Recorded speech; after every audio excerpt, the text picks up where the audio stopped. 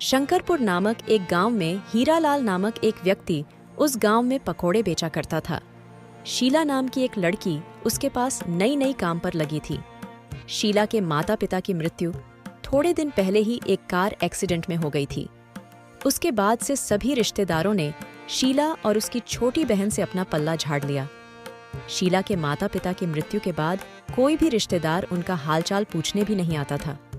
शीला ने बहुत हिम्मत करके अपना और अपनी छोटी बहन का पेट पालने के लिए हीरालाल की दुकान पर काम करने लगी। शीला बहुत मेहनत से हीरालाल की दुकान पर काम करती थी। दुकान का सारा काम शीला ही किया करती थी। यूं 1 महीना बीत गया और हीरालाल ने सीमा को 2000 रुपए तनख्वाह दिया। ये क्या सेठ जी, आपने तो बस 2000 ही दिए। आपने तो कहा था कि 10,000 तनख्वाह है। देखो शीला, मैंने तुमसे ये कहा था तुम्हें 2000 महीने के हिसाब से 5 महीने में धीरे धीरे 10,000 कर दूंगा। मैंने ये नहीं कहा था कि तुम्हें हर महीने में 10,000 दूंगा। सेठ जी, ये तो आप गलत कर रही हैं। मुझे अच्छे से याद है, आपने मुझे कहा था कि 1 महीने की तनख्वाह 10,000 दूंगा और अब आप अपनी बात से मुकर रहे हैं। सेठ जी, 2000 में मैं घर कैसे चलाऊंगी?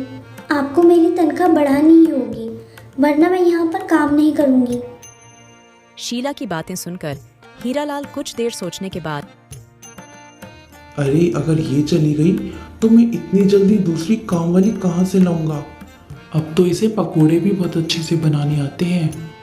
एक काम करता हूँ, इसकी तनख्वाह थोड़ा सा बढ़ा देता हूँ।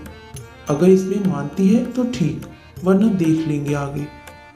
देखो शीला, मैं तुम्हें ज़्यादा तनख्वाह तो नहीं दे सकता, मगर हाँ, अगर तुम इतना ज़्यादा कह रही हो तो 2000 के बदले मैं तुम्हें 4000 दे दूंगा, लेकिन तुम्हें कल से जल्दी काम पर आना होगा। शीला को पैसों की जरूरत थी, इसलिए हीरालाल की बात मानकर वह 4000 रुपए लेकर घर चली जाती है। दीदी, आप आ गई? दीदी, मुझे बहुत भूख लगी है। हाँ मेरी प्यारी बहना, मैं आ गई। देख, ये मैं तेरे लिए क्या लाई हूँ। मैं अभी इसे पका कर लाती हूँ, फिर हम दोनों साथ में बैठकर खाएंगे। ठीक है दीदी, जल्दी पकाओ, मुझे बहुत भूख लगी है।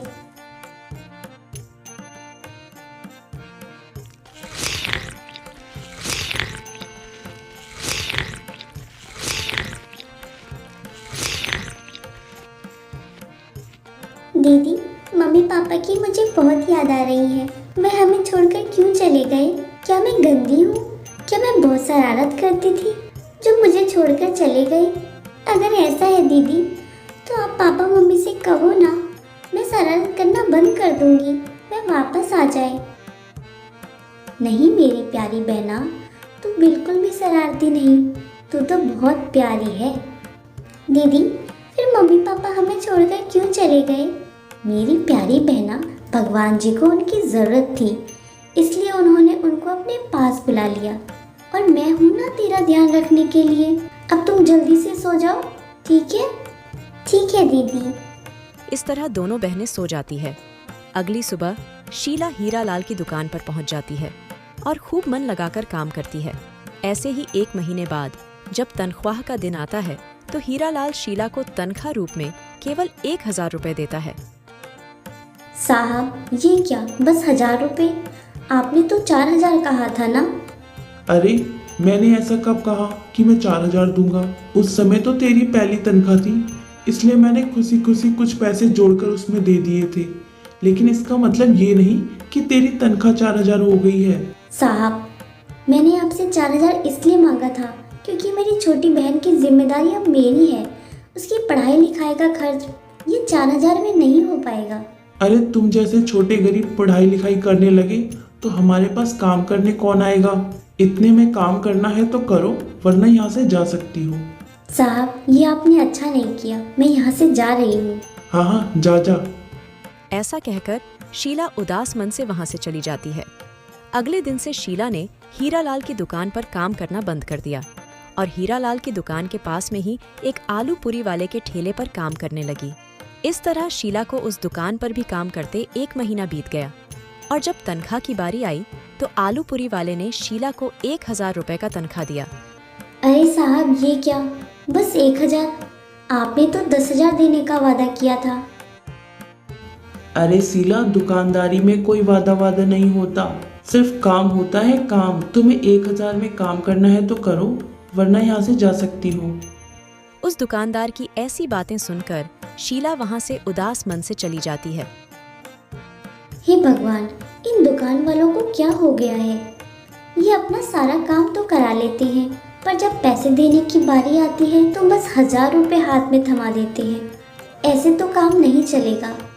अब मुझे अपना काम खोलना ही होगा, लेकिन मेरे पास ज़्यादा पैसे नहीं हैं, बस ये 1,000 रुपए ही हैं। इससे मैं क्या करूँगी? अगर मैं कोई काम भी खोलती हूँ तो इस महीने का राशन कैसे लाऊंगी?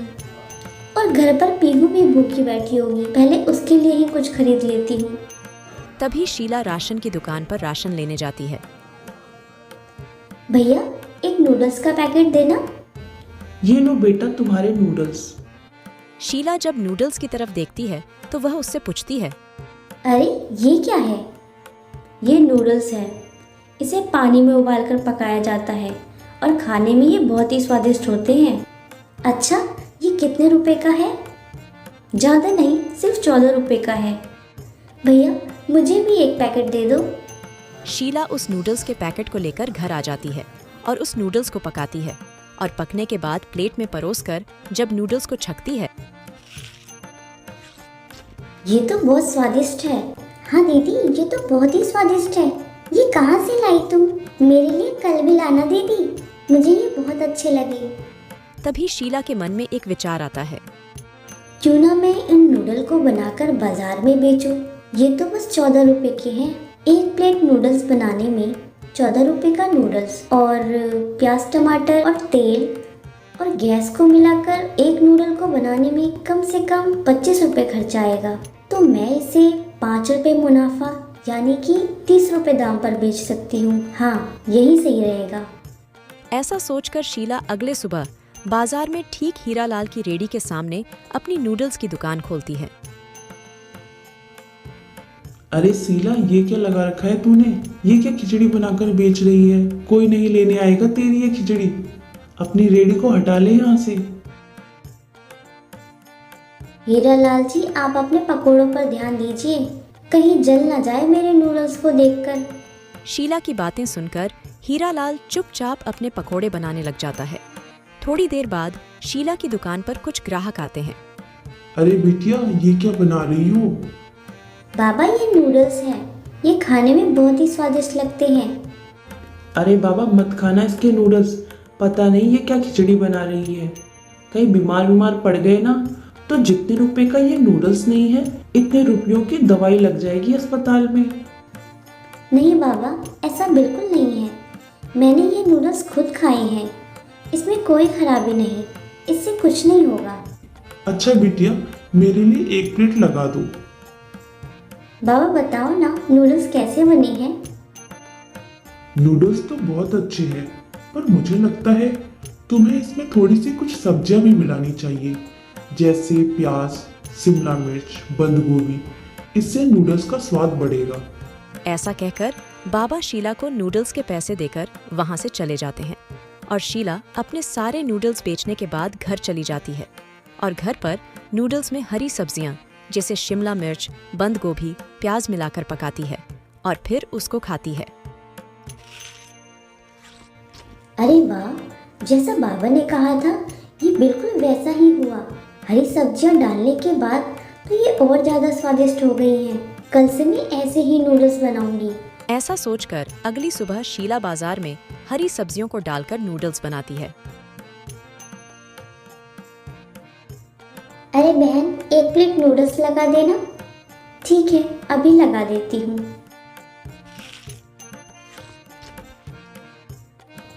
अरे ये तो बहुत ही स्वादिष्ट लग रही है। तुमने इसे कैसे बनाया? खाने में तो ये कल से भी ज्यादा स्वादिष्ट है। शीला के नूडल्स की तारीफ सुनकर हीरालाल के सीने में आग लग जाती है।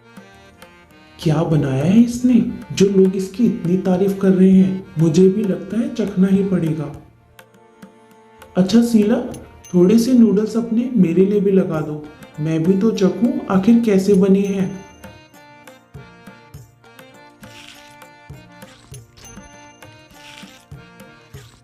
अरे ये तो बहुत ही स्वादिष्ट है। ओहो, इतना घटिया स्वाद तो मैंने आज तक कभी नहीं खाया। ये नूडल्स बनाना बंद करो, ये तुम्हारे बस की बात नहीं। अपना ये खिचड़ी का ठेला उठाओ और जाओ यहाँ से। हीरालाल जी, मैंने आपसे कितनी बार कहा है आप अपने काम से काम रखिए। आपको खाना है या नूडल्स तो खाओ, वरना जाके अपने पकोड़े खाओ। शीला की बातें सुनकर हीरालाल वहां से चला जाता है। शीला के नूडल्स का स्वाद दिन प्रतिदिन बढ़ते ही जा रहा था। अब हीरालाल के ठेले पर आने वाले सारे ग्राहक अक्सर शीला के ठेले पर आकर नूडल्स खाया करते थे और धीरे धीरे हीरालाल के ठेले पर से ग्राहक बिल्कुल ही कम हो गए। अब सारे ग्राहक शीला के ठेले पर आकर नूडल्स खाया करते थे। पूरे गांव में एक ही नूडल्स वाली होने के कारण शीला के नूडल्स बहुत ज्यादा बिका करते थे और स्वादिष्ट होने के कारण अक्सर लोग उसकी दुकान पर रोजाना आकर नूडल्स खाया करते थे। इससे शीला की कमाई भी अच्छी होने लगी थी और शीला ने अपनी बहन का एक अच्छे स्कूल में एडमिशन कराया।